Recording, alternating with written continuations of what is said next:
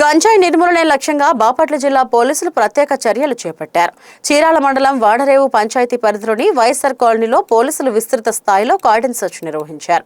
ఈ తనిఖీల్లో అనుమానాస్పద వ్యక్తులు, గంజాయి అక్రమ రవాణా, చట్టం వ్యతిరేక కార్యకలాపాలపై తనిఖీలు నిర్వహించారు. ఈ సందర్భంగా చీరాల డీఎస్పీ మోయిన్ మాట్లాడుతూ అనుమానిత కలిగిన 17 బైకులను అదుపులోకి తీసుకున్నామని తెలిపారు. గంజాయి రహిత సమాజమే పోలీసుల లక్ష్యమని తెలిపారు. గంజాయి నిర్మూలనలో ప్రజలు పోలీసులకు సహకరించాలని కోరారు. బాపట్ల జిల్లా SP Shri B Umamaheswar IPS ఉత్తర్వుల మేరకు కార్డన్ అండ్ సెర్చ్ ఆపరేషన్ మన చీరాల మండలం వాడరేవులోని వైఎస్ఆర్ కాలనీలో ఈరోజు చేపట్టడం జరిగింది. చీరాల సబ్ డివిజన్ పరిధిలో ఉన్న ఎస్ఐస్, సిఐస్ అందరూ కలిసి కూడా ఈరోజు ఈ ఏరియాలో కార్డన్ అండ్ సెర్చ్ అనేది చేశాము. దీని ముఖ్య ఉద్దేశం ఏంటంటే ఈ గంజాయి వాడకాన్ని నిర్మూలించడం, గంజాయి అమ్మటం కానీ కొనటం కానీ నిషేధం.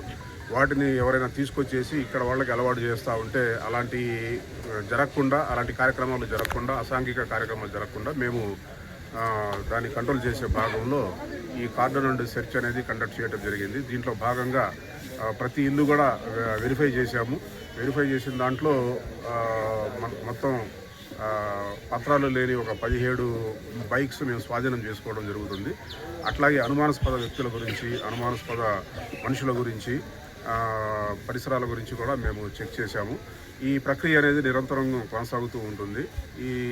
దీంట్లో ముఖ్య ఉద్దేశం ఏంటంటే బయట నుంచి ఎవరైనా వ్యక్తులు ఈ గంజాయిని తీసుకొచ్చేసి ఇక్కడ అమ్మటం తర్వాత వాళ్ళకి అలవాటు చేయడం, ట్రాన్స్పోర్ట్ చేయడం అనే దాన్ని కట్టడి చేసే నిమిత్తం మేము ఇది చేయడం జరిగింది. ఇది ఇప్పుడు కూడా ప్రతినిత్యం కొనసాగుతూ ఉంటుంది. సడన్గా మేము వచ్చేసి ఈ cordon and search operation continue చేస్తాము. ఇక ముందు కూడా ఈ కార్యక్రమం అనేది కొనసాగుతూ ఉంటుంది.